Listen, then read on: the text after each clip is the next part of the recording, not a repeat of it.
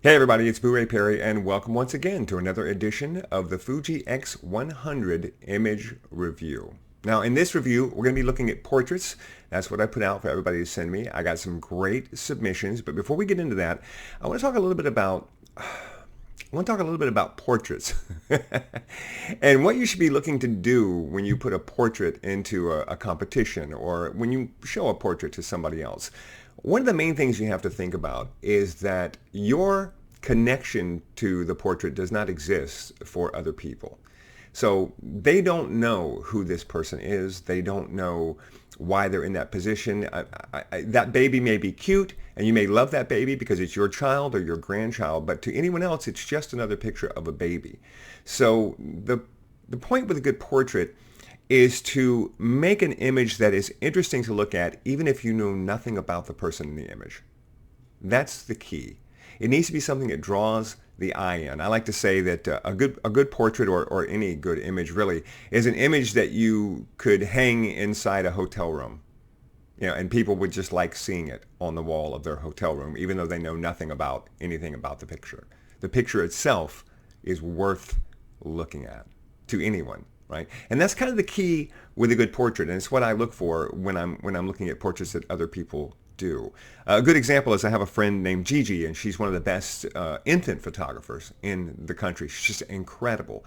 And when she produces these images, it's not enough that she's taking a picture of your precious baby, because lots of people can do that. She has to produce an image that people want to look at, even if it's not their precious baby, and she does. Just incredible, incredible work. So that's kind of the mindset that you need to go into when you're trying to make a portrait.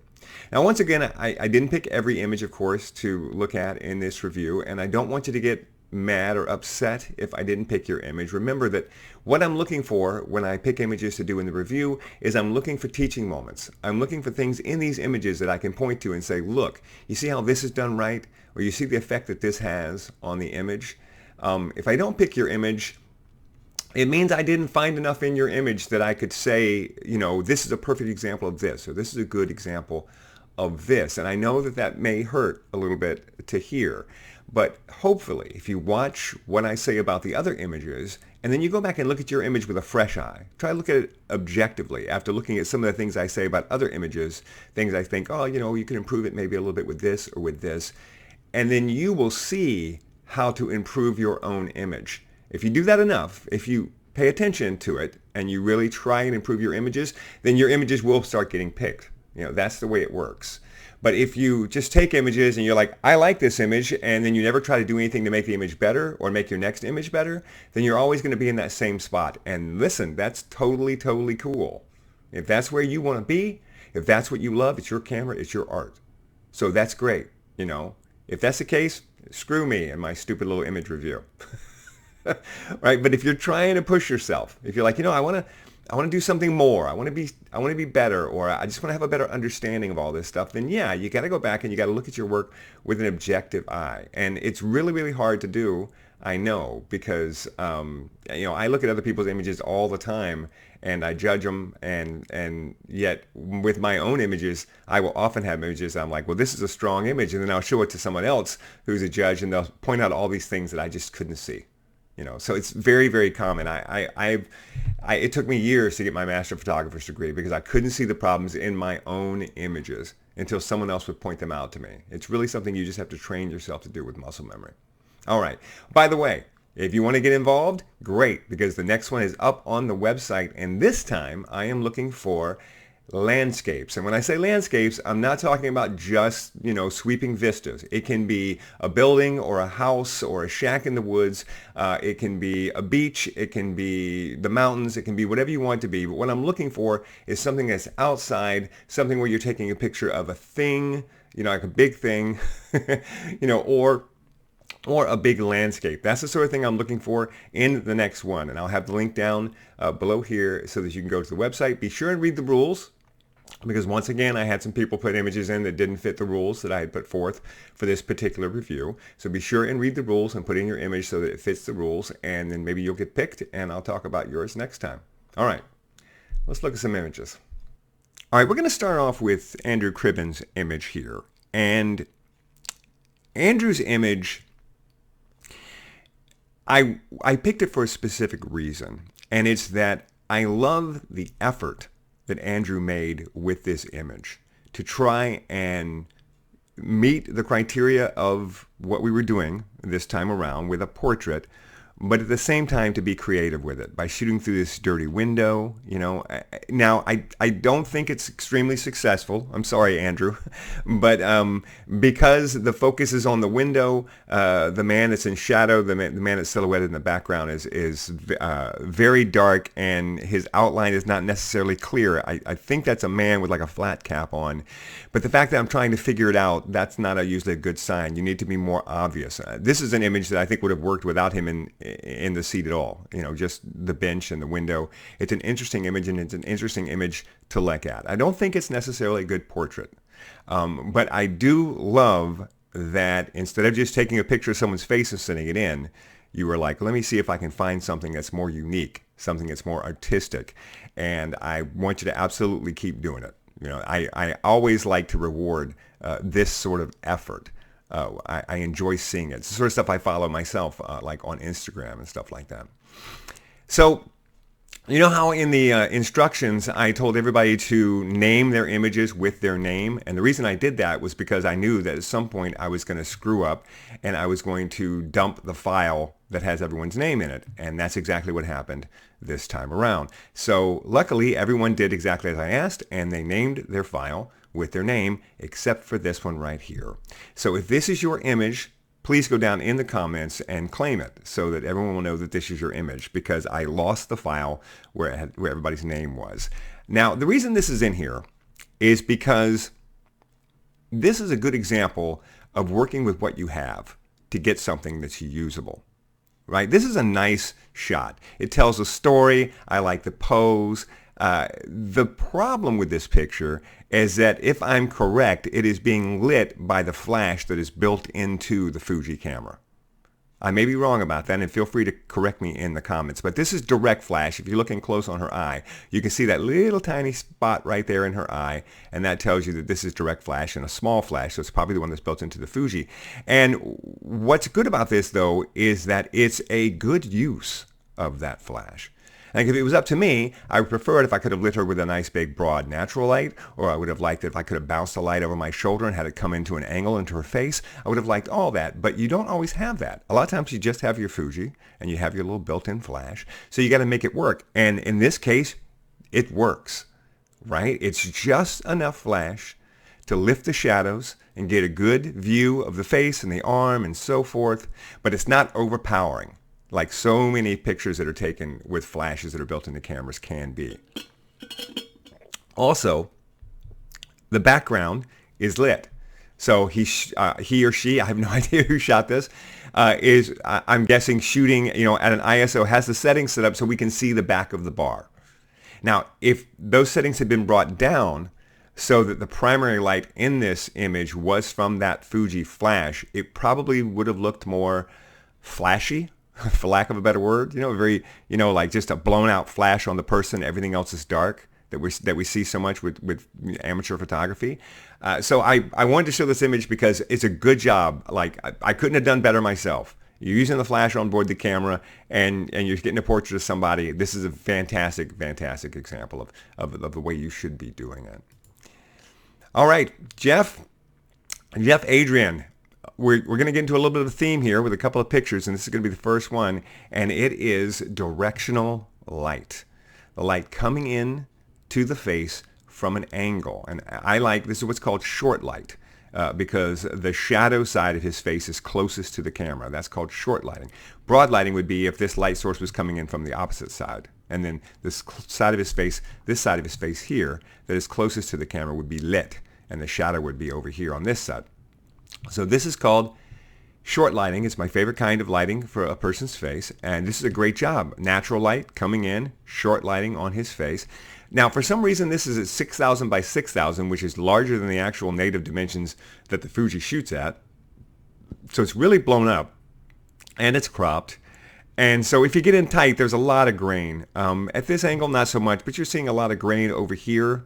And I don't know if we would have seen that if you had not taken it up to 6,000 by 6,000. I'm not sure. But still, it's a usable image, and it's a nice image. Now, how would I improve this image? Well, you hear me say it again and again and again. It's one of the first things that jumps out at me when I see an image, and it is blown out highlights. So we start with the hands, go down here to the hands, and you can see these hands right down here are very, very bright. See how bright they are? And they're distracting from the face. You want people looking here, and instead their eye is drawn down here to the hands. So we want to take these hands down in post if we can. And also, if you look at his face, look at the detail on this side of his face here. See this nice detail? Now look here. See this right here? See how this is blown out? We're not seeing any detail right here. And this is a great example of why with digital cameras you want to expose for the highlights. What that means is, and I have a video on my channel all about this, is that you want to get your exposure so you see detail in the bright areas of your image. Because you can save the dark areas. If you go into post-processing and you want to bring up the shadows, there's information there that you can bring up and you can save. But if you have blown out a part of your image, like this is blown out right here on the edge of his face, there's no information there to save. So if you bring it down, right, you bring down the highlights, you just get this gray mush there because there's no actual detail because the camera didn't record any. So when in doubt, underexpose a little bit, and then you can fix it in post. In fact, I'm not sure. I think this was fixed a little bit in post. If you look at the forehead, see how it doesn't match up? Look how bright this is, and then look at how this is not bright. So I'm guessing that this was probably much brighter and maybe blown out, and that Jeff tried to fix it. I could be totally wrong, Jeff. But the top part of his face doesn't match the bottom part of his face. Right? So that's something that you want to try and get a consistency there in your post-processing. Here we go again. Same thing, short lighting coming in from an angle. I tell you another thing I like about both these pictures is that the subject isn't smiling. You know, sometimes a great portrait, no smile. Just let the face rest. Let's get an expression. Let's wonder what they're thinking about. Let's have the image look a little bit like maybe they don't know they're having their picture taken. See, this adds to your story. So, light coming in, directional, fantastic. I love this image, great portrait. What would I change? Again, look to your highlights and look to your shadows. It is unbelievably pitch black. There's no detail at all over here. And that can work. You got to remember, a lot of times I say stuff like this, and it's very possible that Mark Loader, who did this image, it's very possible that Mark brought up these shadows and didn't like what was there and decided that this image would look better if it was completely a blank slate on this side. And great. I've done the same thing, Mark. I absolutely have. So I could be totally wrong about this. But my first impulse is that it's completely black here, and also you can't see her shoulder. See how there's no separation between her body and the background, and usually in portraiture, that's a big no-no. You want to have your subject separate from your background. These are small things when you look at the image overall. When you think this is an image that was shot with natural light, with a Fuji camera on location. It may have been a model situation, but it may have just been, you know, out and hey, let's nice light here. Let me take a picture of you. In which case, job well done. You know, success. This is a wonderful picture. But if you're trying to kick it up to the topper level, a higher level, to a level that's where it would like go into competition, then you got to pay attention to things like, you know, the shadows and the fact that there's no separation between the person and the background. Also, if you look here, this area is brighter than this area. And the brightest area should be the face. That's what you want people to look at. All right, Marcos. Well, just like the last image, half your work here is done because you are photographing a beautiful woman. This is a bit of a cheat when it comes to photography, because if you've got a beautiful woman, automatically people are going to kind of like your image, because who doesn't like to look at a beautiful woman? So it's a bit of a cheat there. But here's the thing about this image. I want to believe that everything in this image was done on purpose. I'm going to give you credit and say, Marcos, you did all this on purpose.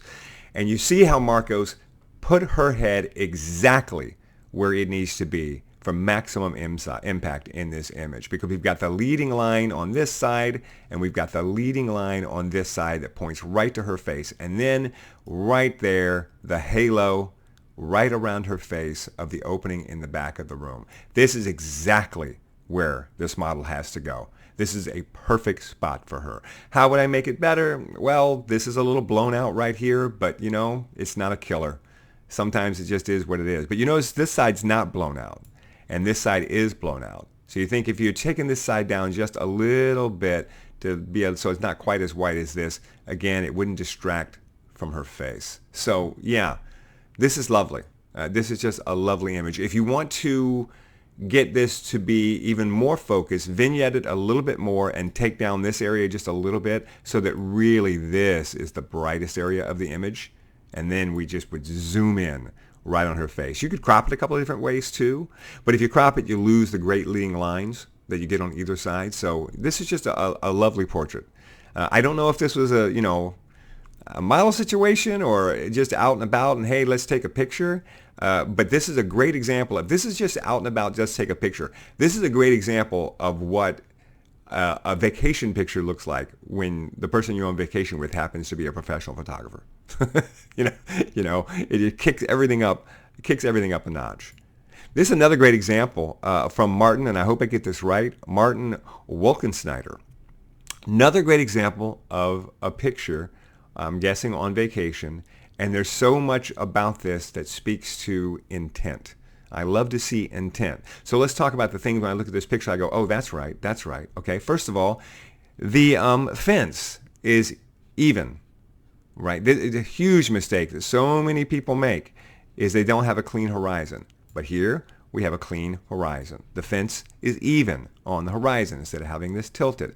This is a major thing. You see this tree over here? You notice how it's not touching his head? That's huge.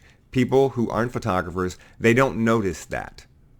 They'll take you and they'll put a picture of you, and if his head is just over here and this tree is connecting it, that's not a good look. By not having the tree touch his head, it isolates him even more.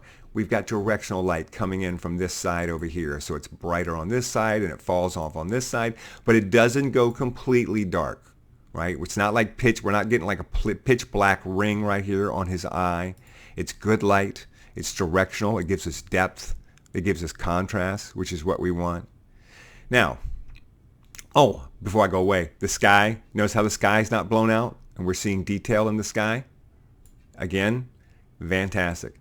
Now, what would I fix if I could? Well, the one thing I would fix if I could, well, maybe two. And this is a thing that I suspect could not be fixed at the time that the image was taken. And I have a picture of myself with the same situation, and that's that the mountain goes right into his head. And generally you would want the mountain to be below him, or maybe the mountain to be above him, but it's a choice. See, if you lower your angle of attack so the mountain goes above him, you lose your sky. And if you raise your angle of attack so the mountain goes, did I get that backwards? Yeah, I did. If you get lower, then the mountain goes higher. If you get higher, then the mountain gets lower. And so if you move this mountain, you lose this mountain. If it goes higher, you lose your sky, you lose your peak right here. If it goes lower, suddenly it doesn't look as much like a mountain. It's like you're looking down on a valley. It's like you're up in the air. So this may very well be the only way you could take this picture. And it's a great job. Right here, by the way, a little blown out. Let's take that down just a little bit. I'm going to spot that every single time. That's a thing for me. I'm always going to spot the blown out highlights. But this is a lovely portrait. You know, Fuji X100V, using just what you've got. I guess it's a V. I don't know which one it is. Using just what you've got on location. A nice little pose there. I might would have brought this hand in a little bit more to here. But I mean, I'm really being nitpicky. I really am. You know, now because this is a wonderful, wonderful portrait. And then we get to the last portrait, and this was the one that blew me away the most out of everything that got sent in, and that is Jim Boswell. So I don't know Jim. I don't know the circumstances of you getting this picture. I don't know if you're working on a movie set. I don't know if you couldn't be working on a movie set, right? This is with a Fuji X100. You were pretty close. Was this some sort of reenactment? I don't know. This looks like a Lee Enfield rifle from World War One. You know, doughboy hat. And I just love this image, right? First of all, it's absolutely telling a story. There's so much story here.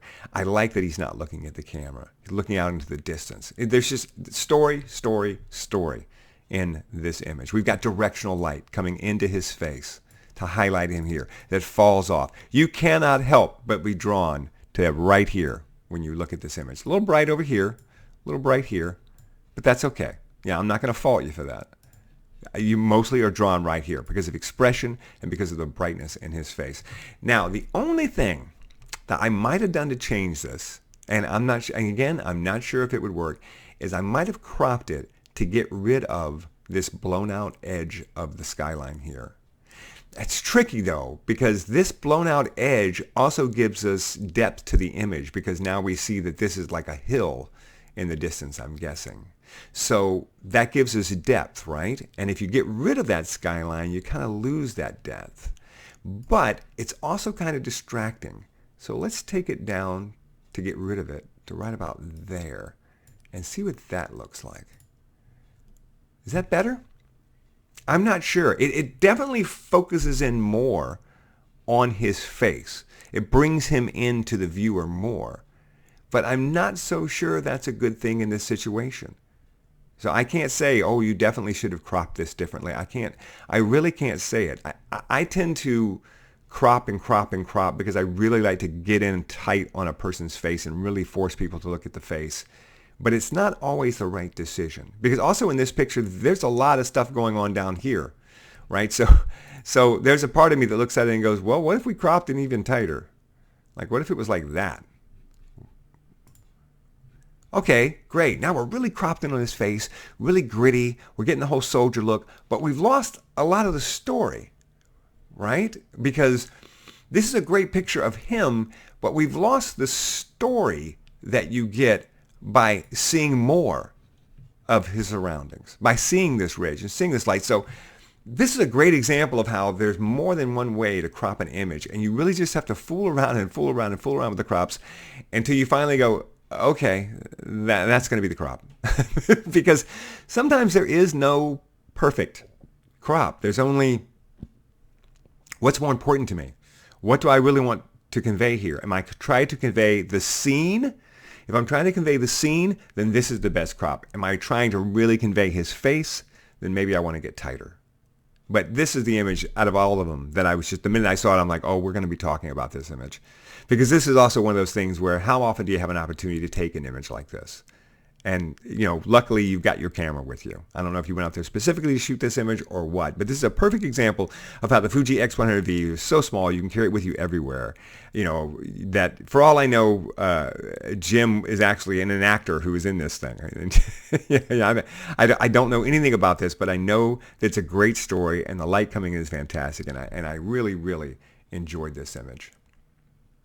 So that's it. That's our image review this time around. Listen, be sure and get involved in the image review. Just get your Fuji X100 and go out and take a picture and submit it. I'll put a link down below to the website where you can read the rules and you can submit. And hopefully I'll pick your image and we'll have something to talk about next time. Thanks for watching.